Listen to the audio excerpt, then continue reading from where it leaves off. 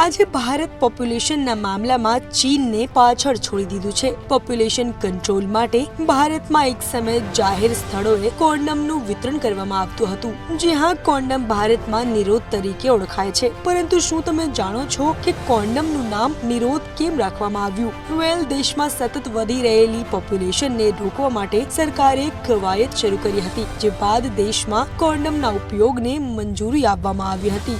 જ્યાં પોપ્યુલેશન કંટ્રોલના પ્રયાસો 1952માં જ શરૂ થયા હતા। તમને જણાવી દઈએ કે તે 1963 હતું જ્યારે સરકારે પ્રથમ વખત કોન્ડમના વિતરણ માટે યોજના તૈયાર કરી હતી। તે સમયે સરકાર કોન્ડમનું નામ કામરાજ રાખવા માંગતી હતી। વાસ્તવમાં કામદેવને ભારતમાં કામના દેવ એટલે કે જાતીય આકર્ષણના દેવ તરીકે ઓળખવામાં આવે છે, પરંતુ સરકારે તેનું આયોજન બદલવું પડ્યું અને આનું કારણ શાસક પક્ષના અધ્યક્ષ કે કામરાજ હતા। અને પછી એવું માનવામાં આવે છે કે કામરાજના કારણે જ કોન્ડમના નામને લઈને પ્લાનિંગ બદલવું પડ્યું હતું અને પછી નિરોધ નામ કોન્ડમને આપવામાં આવ્યું હતું।